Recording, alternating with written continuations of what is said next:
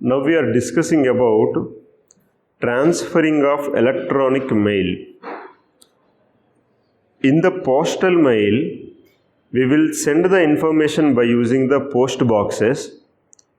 There we require a sender and a receiver, postman and a delivery system.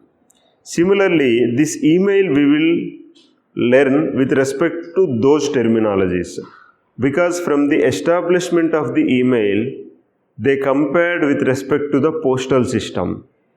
Now maybe in the modern days, we might have the chance to access the Gmail or Yahoo Mail, or in little old days, even we used the Rediff mail.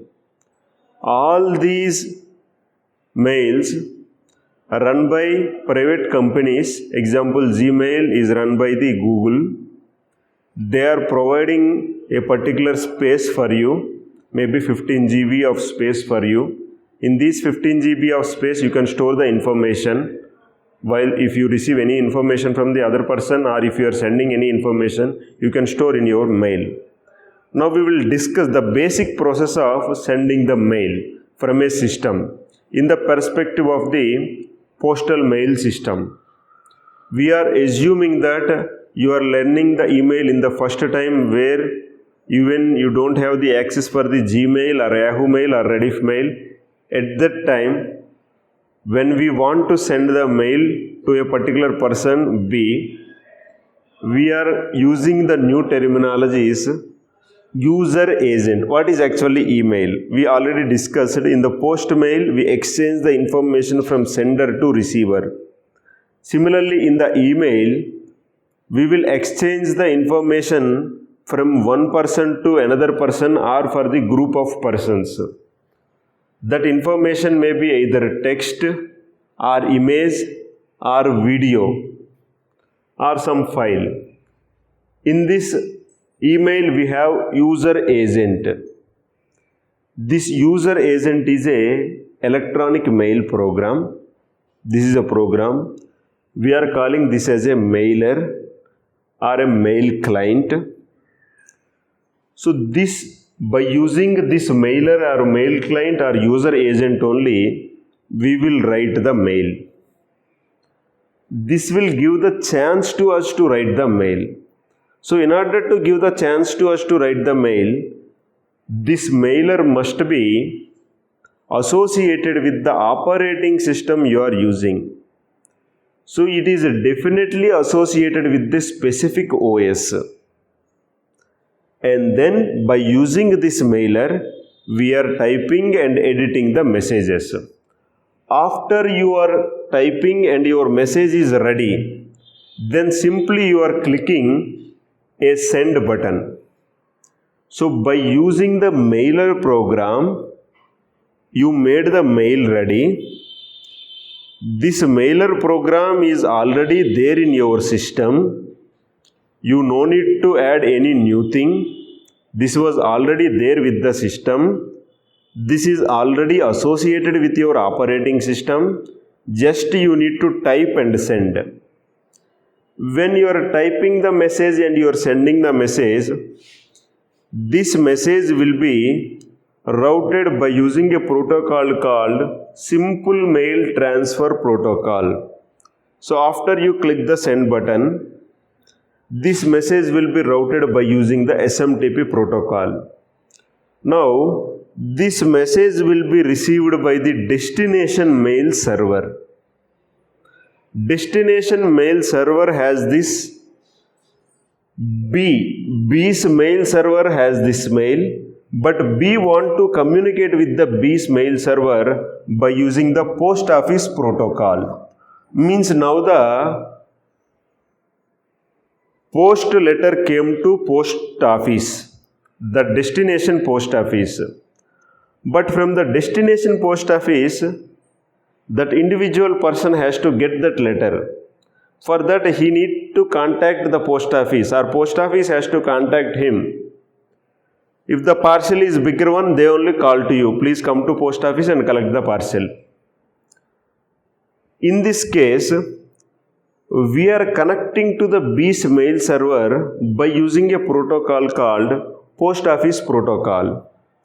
Whenever a new mail comes, that mail will be stored in the spool. What is this spool? The storage area in the B's system where we are storing the mail is called as spool. In our Gmail case, the Gmail will not be stored in our system. Instead of that, we are storing in the cloud. So if you log out, that entire information, if you log in some other system, you are capable of retrieving that information. But now when we are discussing, this mail is stored on a particular disk. If that disk is lost, that information is lost. So we are discussing about the basic system, remember. Now, this email is stored on a particular disk. The area where we are storing this email, that spool of messages, where we are storing a group of messages of emails, we are calling that as a spool. So spool is a memory area where we allocated to store the email messages. This is on the B's computer. Now this spool, post office protocol checks whether any new mail came or not. The spool will get the mail from the mails server by using the post office protocol. So post office protocol will take care of retrieving this message from the mails server to the spool. Once you received the new mail, then you can check the mail. Again, this process will be continuing. Here, in order to check the mail, we use a folder called mailbox. In this mailbox, we have an organized manner. In an organized manner, we can check the mail. Okay. In this, we never discussed about the cloud storage. We are discussing about the system storage. Again, we are discussing. We started the concept with the composing a mail program. I want to write some mail. If you want to write some mail, you have to interact with the mailer program. Your operating system is there. Operating system should interact with the mailer program. That mailer program only we are calling as user agent or mailer or mail client. This is our agent. This is from where we are sending the mail. That's why mailer. It is our client, mail client. When the program is ready, simply we are selecting the send button, clicking the send button. After clicking send, the message is being routed. This is routed by using the simple mail transfer protocol. This simple mail transfer protocol will take care of sending this message from A's server to the B's server, from the mailer program to the B's server. When the B's server receives this message, by using the post office protocol, we will store this message in the B's device where we are actually allocated the storage for storing these mails. That storage we are calling as a spool. In this spool, we will store the email. So each time when we are checking our mailbox or mail folder, if any new mail comes, that will appear on the top of it, such that easily we can identify a new mail came to us. This is how we are transferring the mail. In the entire scenario, the mail server should run always. If the mail server stops for running a single minute, then the email will be lost. But in our Gmail scenario, if we send the mail, even if we do not have the internet connection, when we connect to internet, even after 3 days, that mail will come to us because that mail is stored in the cloud. Here in this case, if your mail server stops for single minute, then that mail is lost. Again you have to send the new mail.